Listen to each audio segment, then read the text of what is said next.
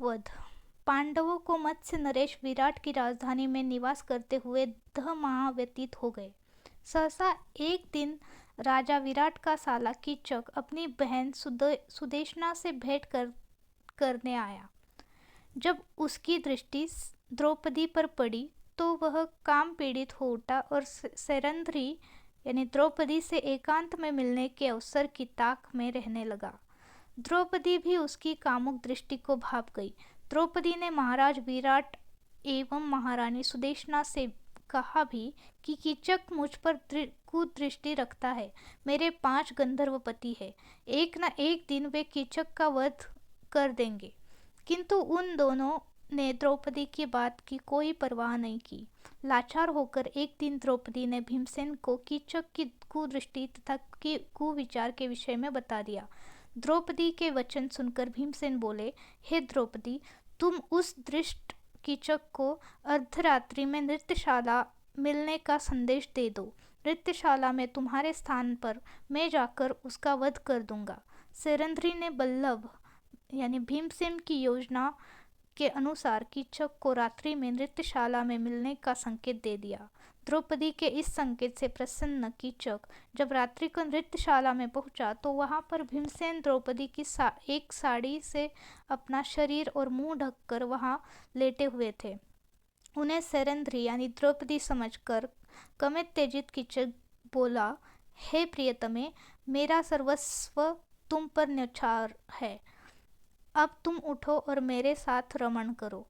कीचक के वचन सुनते ही भीमसेन उछल कर उठ खड़े हुए और बोले, रे पापी, तू द्रौपदी नहीं अपनी मृत्यु के समक्ष खड़ा है। ले अब परस्त्री पर कुदृष्टि डालने का फल चख। इतना कहकर भीमसेन ने कीचक को लात और घूंसों से मारना आरंभ कर दिया। जिस प्रकार प्रचंड आंधी वृक्षों को झकझोर डालती है, उसी प्रकार भीमसेन कीचक को धक्के मार मार कर सारी नृत्यशाला में घुमाने लगे।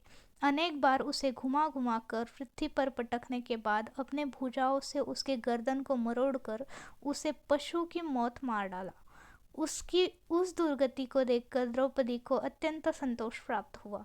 फिर बल्लभ और सैरंध्री चुपचाप अपने अपने स्थानों में जाकर सो गए। प्रातःकाल जब कीचक के वध का समाचार सबको मिला तो महारानी सुदेशना, राजा विराट, कीचक के अन्य भाई आदि विलाप करने लगे। जब कीचक के शव को अंत्येष्टि के लिए ले जाया जाने लगा तो द्रौपदी ने राजा विराट से कहा, इसे मुझ पर कुदृष्टि रखने का फल मिल गया। अवश्य ही मेरे गंधर्व पतियों ने इसकी यह दुर्दशा की है। द्रौपदी के वचन सुनकर कीचक के भाइयों ने क्रोधित होकर कहा, हमारे अत्यंत बलवान भाई की मृत्यु इसी सैरंध्री के कारण हुई है, अतः इसे भी कीचक की चीता के साथ जला देना चाहिए। इतना कहकर उन्होंने द्रौपदी को जबरदस्ती कीचक की अर्थी के साथ बांध के और श्मशान की ओर ले जाने लगे। कंक, बल्लभ, बृहन्नला, तंतीपाल तथा ग्रांथिक के रूप में वहां उपस्थित पांडवों से द्रौपदी की यह दुर्दशा देखी नहीं जा रही थी, किंतु अज्ञातवास के कारण वे स्वयं को प्रकट भी नहीं कर सकते थे। इसलिए भीमसेन चुपके से परकोटे को लांघकर स्मशान की ओर दौड़ पड़े और रास्ते में कीचड़ तथा मिट्टी का सारे अंगों पर लेप कर लिया। फिर एक विशाल वृक्ष को उखाड़कर कीचक के भाइयों पर टूट पड़े। उनमें से कितनों को ही भीमसेन ने मार डाला। जो शेष बचे वे अपना प्राण बचाकर भाग निकले। इसके बाद भीमसेन ने द्रौपदी को सांत्वना देकर महल में भेज दिया और स्वयं नहा धोकर दूसरे रास्ते से अपने स्थान में लौट आए। कीचक तथा उसके भाइयों का वध होते देखकर महाराज विराट सहित सभी लोग द्रौपदी से भयभीत रहने लगे। कीचक के वध की सूचना आंधी की तरह फैल गई। वास्तव में कीचक बड़ा पराक्रमी था और उससे त्रिगर्त के राजा सुशर्मा तथा हस्तिनापुर के कौरव आदि डरते थे। महल में केवल राजकुमार उत्तर ही थे। प्रजा को रक्षा के लिए गुहार लगाते देखकर द्रौपदी से रहा न गया और उन्होंने राजकुमार उत्तर को कौरवों से युद्ध करने के लिए न जाते हुए देखकर खूब फटकारा। द्रौपदी की फटकार सुनकर राजकुमार उत्तर ने शेखी भगारते हुए कहा, मैं युद्ध में जाकर कौरवों को अवश्य हरा देता, किंतु असमर्थ हूँ क्योंकि मेरे पास कोई सारथी नहीं है।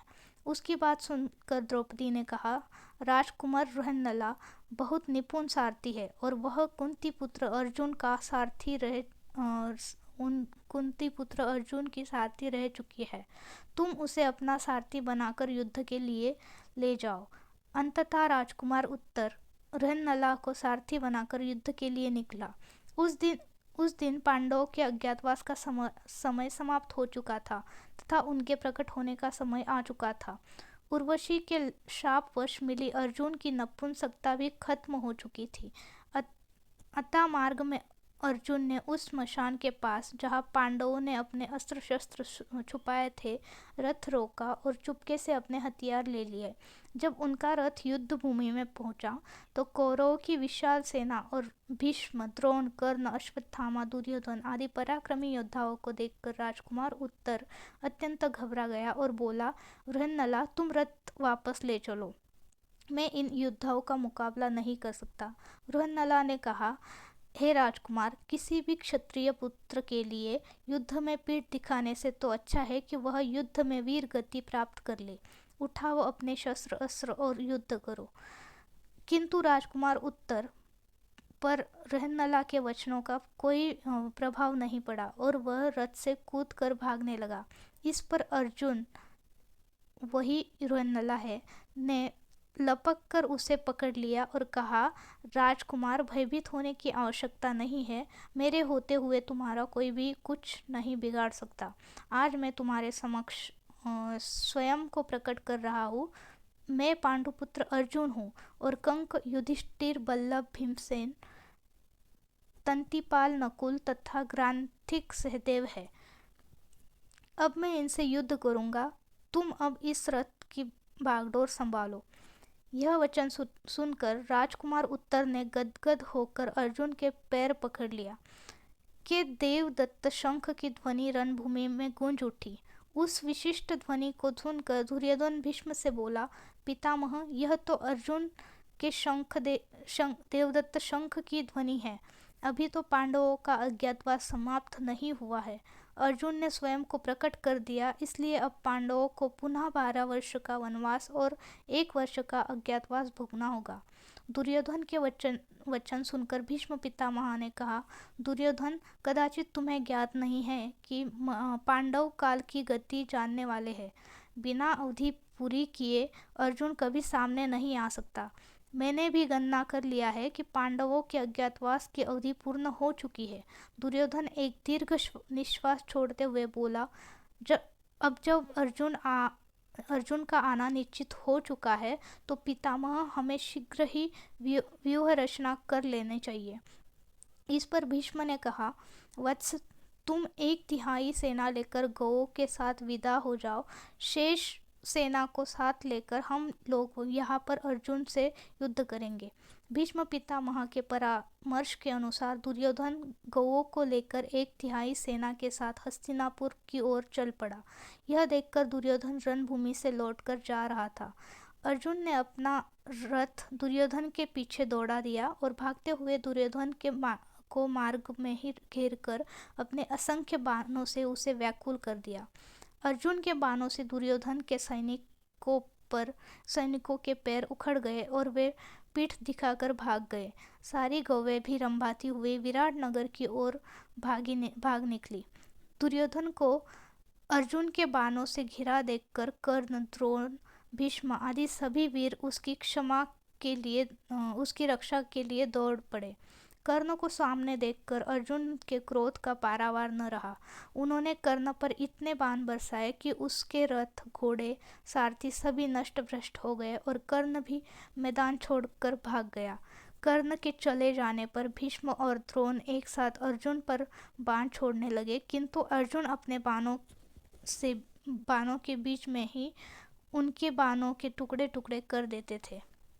अंततः अर्जुन के बाणों से व्याकुल होकर सारे कौरव मैदान छोड़कर भाग गए। कौरव के इस प्रकार भाग जाने पर अर्जुन भी विजय शंख बजाते हुए विराट नगर लौट आए।